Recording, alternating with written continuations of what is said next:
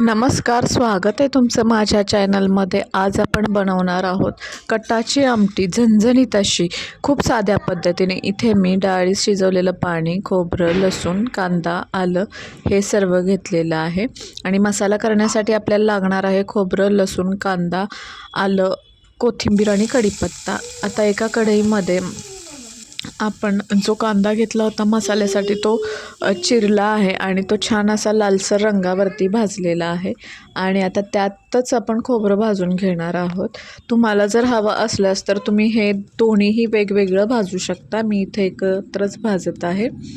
आणि हे सर्व छान भाजून झालं की थंड करायचं आणि एका मिक्सरच्या भांड्यामध्ये घ्यायचं। त्यामध्ये लसणाच्या 7-8 पाकळ्या, कोथिंबीर, कढीपत्ता हे टाकून थोडंसं पाणी टाकून बारीक करून घ्यायचा। आलंही टाकायचं आहे आपल्याला यामध्ये। आणि आता फोडणीची तयारी करूया। त्यात एका गॅसवरती भांडं ठेवलं, त्यामध्ये थोडंसं तेल घेतलं। थोडं जास्त वापरा कटाच्या आमटीसाठी तेल, त्याने तर्री खूप छान येते। जिरे मोहरी तडतडले की कढीपत्ता टाकला आणि आपण जे केलेलं होतं वाटण ते टाकलं आणि त्याच्यामध्ये थोडंसं हिंग टाकायचं, परतून घ्यायचं। आणि हळद, जिरेपूड, धनेपूड आणि थोडासा गरम मसाला टाकायचा आहे, मिरची पावडर टाकायची आहे। आणि आपल्याला कोल्हापुरी तिखट किंवा कांदा लसूण मसाला ज्याला म्हणतात तो आपल्याला याच्यामध्ये ॲड करायचा आहे। तुम्हाला जसं तिखट हवं असेल त्यानुसार तुम्ही तिखट कमी जास्त करा। आणि मसाले करपू नये म्हणून थोडंसं पाणी टाकायचं आणि छान असं भाजून घ्यायचं। थोडंसं पाणी टाकून मसाले छान भाजले की आमटीला तर्री खूप छान येते।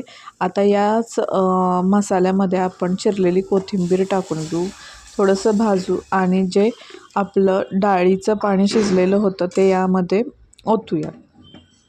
आता जे डाळीचं पाणी काढलं होतं त्याला आमच्या सातारच्या भागामध्ये येळवणी असं म्हणतात। ते तुमच्याकडे काय म्हणतात हे कमेंटमध्ये मला नक्की सांगा। आणि एक उकळी आली की आपण त्यामध्ये कोथिंबीर टाकू, एक 5 मिनटं उकळी येऊ द्यात आणि नंतरनं गॅस बंद करा। अशा प्रकारे आपली झणझणीत अशी कटाची आमटी तयार होते।